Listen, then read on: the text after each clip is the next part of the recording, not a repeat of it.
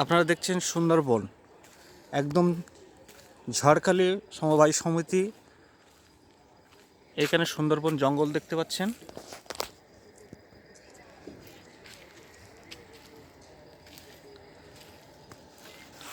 পুরো ফরেস্ট, জঙ্গলেই সুন্দরবন, জঙ্গলেই চলে এসে চারিদিকে সব জঙ্গল দেখা যাচ্ছে।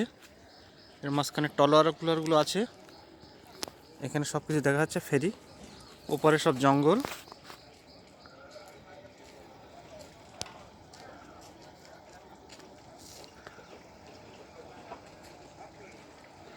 কুয়াশার জন্য আজকে শীতকাল তো, ফেব্রুয়ারি মাসের আজ 8 তারিখ, 25শে ফেব্রুয়ারি,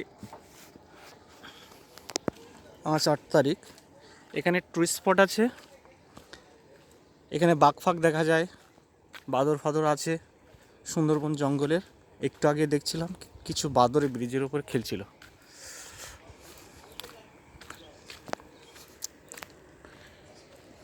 জঙ্গল, ভয়ঙ্কর জঙ্গল, খুব সুন্দর পরিবেশ।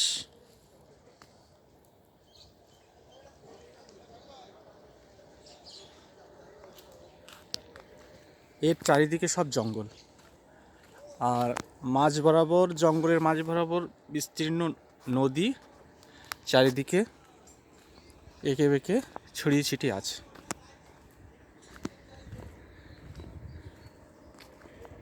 এখানে একটু বাদরের উৎপাত আছে।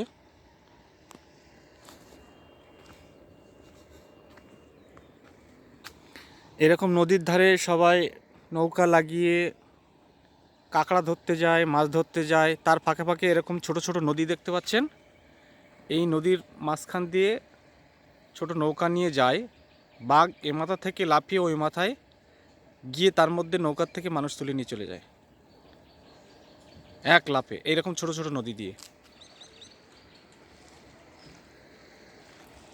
এরকম মেন নদী থেকে এরকম ছোট ছোট নদী চলে যায়, ক্যানেল নদী, তার মধ্যে দিয়ে মানুষ নিয়ে তুলে চলে যায় বাঘে।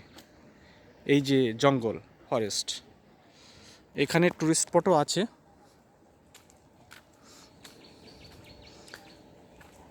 আবার ওই দেশে জঙ্গল যে আছে না, জঙ্গলের মধ্যে কিছু কিছু বাড়ি ঘরদর আছে, মানুষজন বসতিও করে, শুনতে পেয়েছি। খুব সুন্দর মনোহর। এমনি এই জায়গাটা, এই জঙ্গলটার নাম এমনি সুন্দরবন হয়নি। সুন্দর অর্থাৎ খুব সুন্দর, আর বন সম্পদ অর্থাৎ তো জানেন তো আপনার সব কিছু জঙ্গল। সুন্দর জঙ্গলকে এখানে বলা হচ্ছে সুন্দরবন। আর এক নাম হচ্ছে ইংরেজিতে ম্যানগ্রোভ।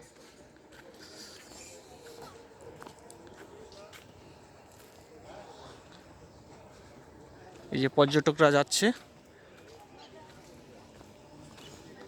আজকে আপনাদেরকে বাঘ ফাঘ দেখাতে পারবো, অনেক কিছু, বাঘ, কুমির, অনেক কিছু দেখাতে পারবো। এখানে টিকিট নেয় 30 টাকা, আর থাকতে গেলে ঘর ভাড়া নেয় 1800 টাকা মাথা পিছু। আমার এখানে সব কিছু ফ্রি, থাকা, খাওয়া, ঘোরা, সব কিছু।